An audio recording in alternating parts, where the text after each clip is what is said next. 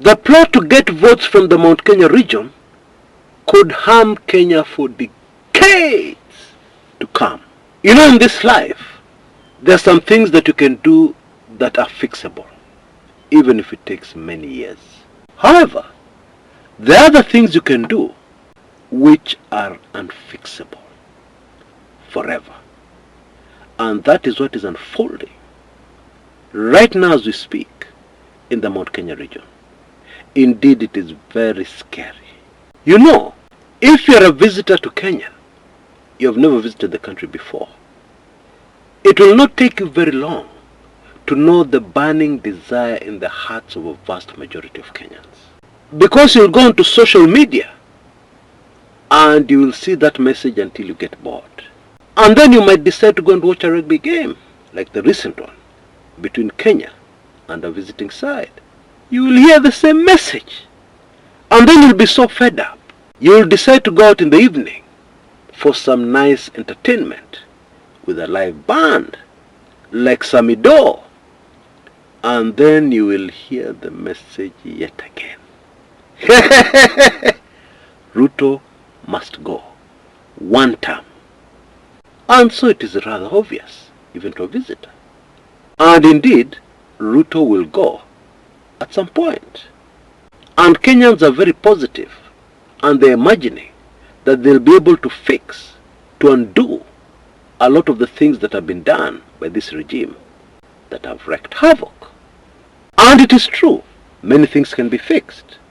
However, what is going down right now in the Mount Kenya region can never ever be fixed. And I will give you an example and evidence. Because actually, unfortunately, it has happened before in our history. So, what exactly is this thing that is happening, the Mount Kenya region, engineered by the current regime, that is unfixable in the long term? Let us start with what insiders are saying, the political class. Cleophas Malala, who was previously very close to this regime, indeed the Secretary General of the UDA party, has come out and exposed his former boss. What Malala is telling us is that the government seal, which we are reliably informed, was moved from the custody of the AG to State House, to the head of the civil service, according to Malala, was used to seal a deal to print money. And we are told that this money does not go through the normal procedure. You see, all currency that is printed goes through the Central Bank of Kenya. This one never arrives at the CBK. And this money is being used very heavily in the Mount Kenya region. It is being distributed like there is no tomorrow. People are being told to form groups, they're given money. Even the president's infamous aide, Farouk Kibet, is distributing money. 10 million, take, have that, and so on and so forth.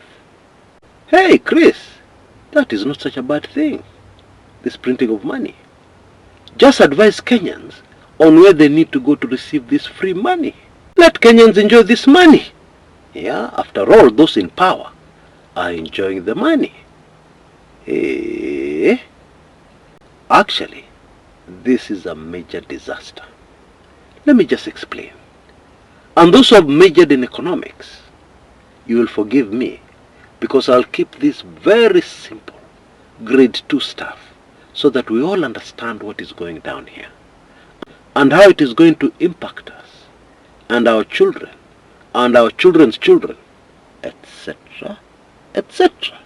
And let me start with a small story to illustrate this.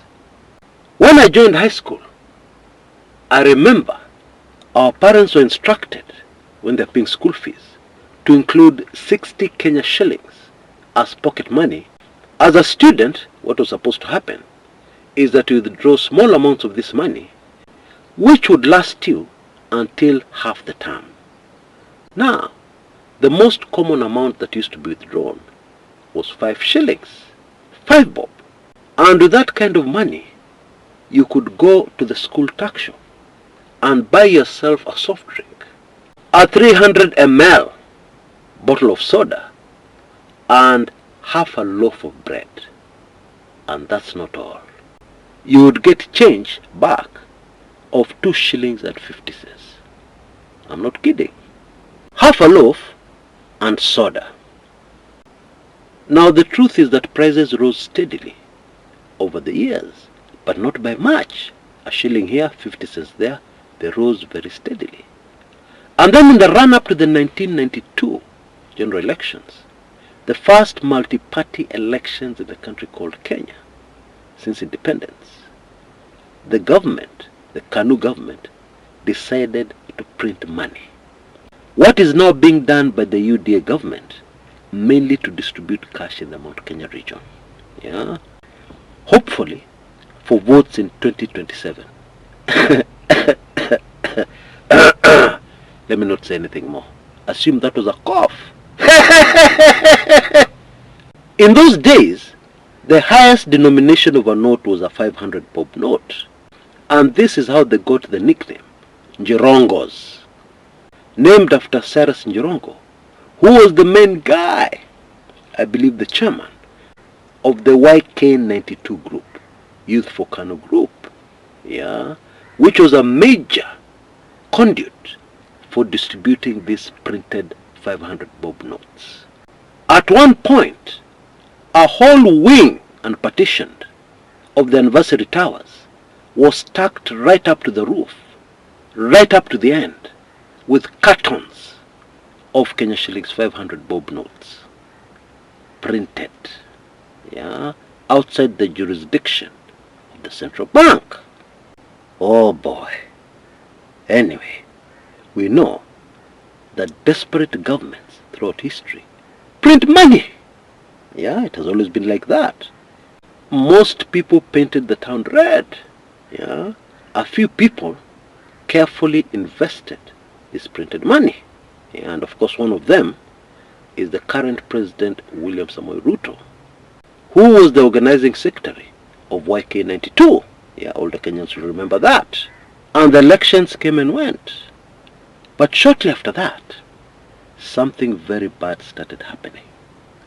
Prices of basic commodities started skyrocketing. And suddenly that 5 shillings, which in the early 80s could get me so much, was useless. Only good for candy, sweets, as we call them in Kenya. Bila kizungu mingi, we're still suffering the effects of the money that was printed bila mpango in the year 1992, when some of us on this channel were not even born. We're still experiencing that impact in the year 2025. Hii kitu inaitwa inflation caused by printing money, ogopa. Ogopa tena sana. You know, once upon a time, no government printed money without the gold to back it up. And during that once upon a time, things were good. Things were affordable. Money had value. And so, it is not rocket science that things should be like that. Now, you will remember I promised to keep this very simple. And at this juncture, please allow me a quick illustration of what inflation, and especially inflation caused by increasing money supply, is. I'll give a very simple illustration so that we all understand. There is a scarcity of goats in a certain village in Kenya. Okay? And this is a good thing because goats are valued. If somebody has a problem, they take the goat to the market and they get good money for it. 3,000, 3,500. And they're able to meet their needs. And then one day, the village hits a jackpot, or so they think. Somebody comes into the village with thousands of goats and is selling them very cheaply. And so the villagers are very excited. Most people had been dreaming of having a large flock of goats that they own. And within a very short period of time, most people in that village are rich. in herds of goats. And this popular guy who changed life at that village goes away. Yeah, and the villagers are sad. But they're still happy because they're still goat rich. Okay? Until one day, when one of the villagers has a problem with school fees, and so he takes his goat to the market, and he gets a shock of his life. Goats are selling at 1,000 Kenya shillings instead of the usual 3,500 shillings. Bei ya mwisho 3K. And within a few weeks, somebody is even offering a whole goat for 500 bob. You get the gist. That's inflation. You know, we cannot deny that money is powerful. The good book tells us, money answereth all things. That is true. And indeed in 1992, that printed money that still causes suffering up to today played a major role in bringing Moi and Kanu back into power, despite a vast majority of Kenyans saying Moi must go. He still came back. Fast forward to 2025. Unfortunately, and I believe most of us realize this, unfortunately, this time round, that money will not have the same effect in central Kenya. It will not work. Okay? But still, generations to come will suffer. Now, it is quite possible that this desperate printing of money, yeah, is being done by people who have information of what is about to happen in the world. A very major thing, which I detail at great length in my latest highly sensitive special report. It is possible that they don't care, yeah, because of what is coming. I don't know for sure. However, this thing is very damaging. You see, already the economy is in very serious trouble. The kind of trouble this economy is in cannot be compared to how good things were in 1992. You can't compare. Yes, people are still complaining then about the economy. But for those who are there, looking back at that time and trying to compare it to what is going down now, that was more than a Christmas party. That was much more than a lavish Christmas party, 1992. Okay? To borrow from Omunyoro, yeah, and some of the things he has been saying. But there's something here even more disturbing, indeed terribly disturbing. It is easy to see how this strategy currently going down in the Mount Kenya region will spread to the rest of the country. And what that means is that a lot of money will be printed. Between now and when the elections come, money will be printed. And so you can imagine the damage it's going to do. You can imagine in a few years' time, when you're retired, and your children want to surprise you, because they know you love nyama choma, and they decide to come home one weekend to buy you some nyama choma. And in order to do this, they will have to open the boot of their vehicles and remove several sacks of money just to buy you nyama choma. A kilo or two. Several sacks of money. Hey, mercifully, it is possible that this regime will go long before the year 2027. It is possible that we could even go into a general election in a few months' time, in August 2026, if people decide to adhere to a constitution. However, even a few months of this activity is not good for us. It is too damaging. Oh boy.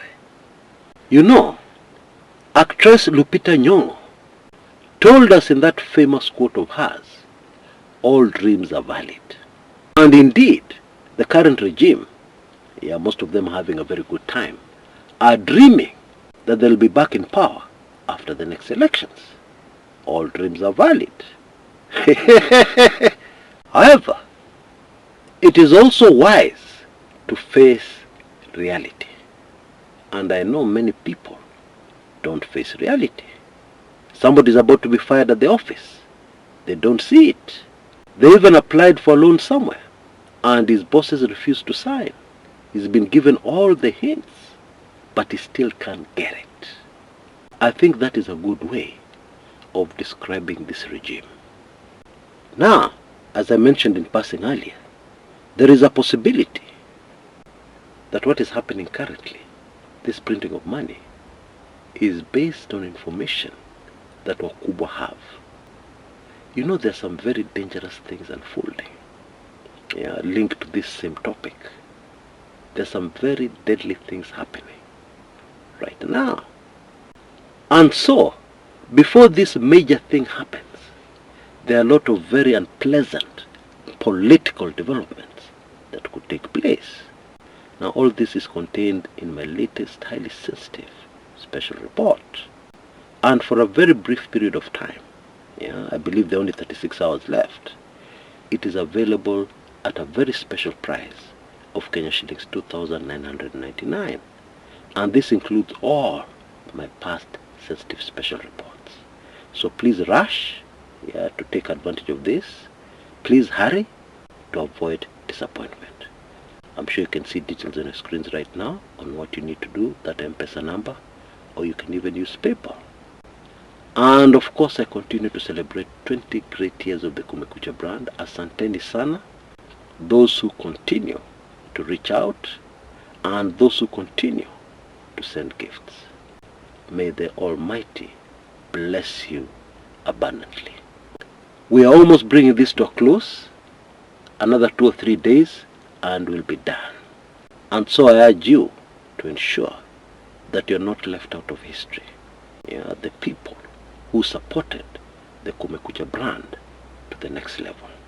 You can see details on your screens on what you need to do.